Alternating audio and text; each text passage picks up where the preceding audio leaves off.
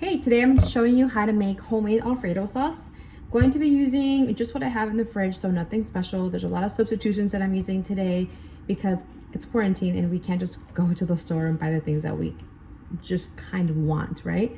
So, super easy recipe. We're gonna start with just showing you what the ingredients are. And so that's going to be butter, whipping cream, garlic, a cheese, you'll need some spices, and then a little bit of flour. So I'm gonna go ahead and show you all of the steps and start working the stove. Go ahead and melt 3 tablespoons of butter. You'll know how many tablespoons that is because they are marked right here. Once that starts to melt, you wanna go ahead and add 2 garlic cloves. You wanna make sure that you're keeping an eye out on the garlic so that it does not burn. In order to thicken a sauce, and in this case thicken our Alfredo, you want to go ahead and make a roux, which consists of butter and a little bit of flour. I do use about maybe half of a tablespoon.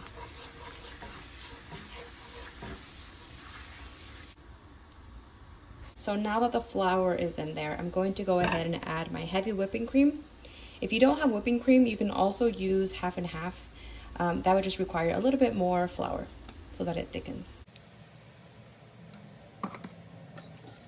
Stir well. If I had Parmesan cheese, I would add that, but I don't. So I'm going to just add Monterey and Colby Jack. You can use any cheese that you have. And I use about 2/3 of a cup. I'm going to just use my plain old Italian seasoning. I do love some spice in my Alfredo, so crushed pepper it is. Don't forget your pinch of salt. And continue to stir. As you can see, the sauce is very liquid, but as you continue to stir it, it will get thicker. You can really decide how thick you want it to be. If you prefer a thicker sauce, then you would want to add a little more flour at the beginning.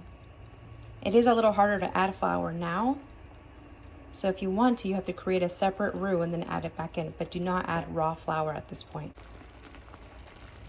You always want to be tasting your sauce as you go so that you can adjust any seasoning. In my case, I think I'm going to add a little bit more red pepper flakes.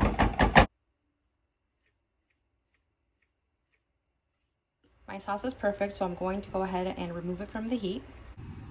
In a separate pan, we're going to go ahead and cook the shrimp. I like using larger shrimp rather than small ones just because I prefer that texture, but you can use any kind of shrimp that you want. You can also replace this and use chicken instead. So I'm using butter again as my base to cook the shrimp. And I use about a tablespoon. To that, I want to add my shrimp.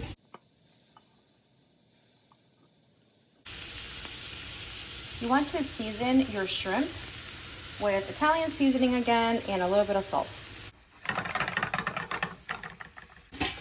And you really want to watch the shrimp because you don't want to overcook them.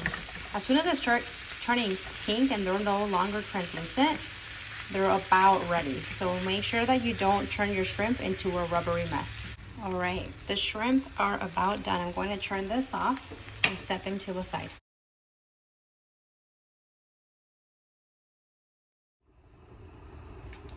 At this point, I'm going to go ahead and mix all of my ingredients together. I have shrimp, broccoli that I cooked earlier. You can also use asparagus or any other type of veggie that you'd like. And then of course the pasta. Go ahead and mix it all around. And I think this is about ready.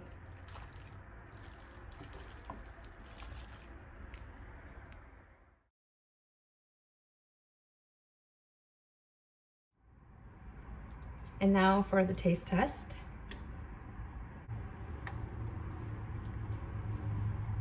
It's gonna be a big bite. A little bit of shrimp, a little bit of broccoli, pasta, sauce.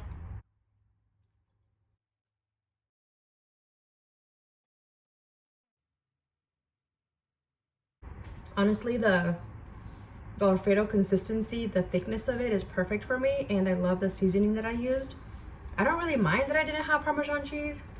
I don't mind that I didn't have fresh herbs. Everything that I used was just great, and I'm so excited for Kristen to try this later. I hope you all make this. It's super easy. You don't want to be using that jarred Alfredo sauce. I use it sometimes. It's not good for you though. So feel free to make this and let me know how you like it. Thanks for watching. My mouth's watering. Looks really creamy. It's really garlicky, which I love garlic, so it's really good, baby.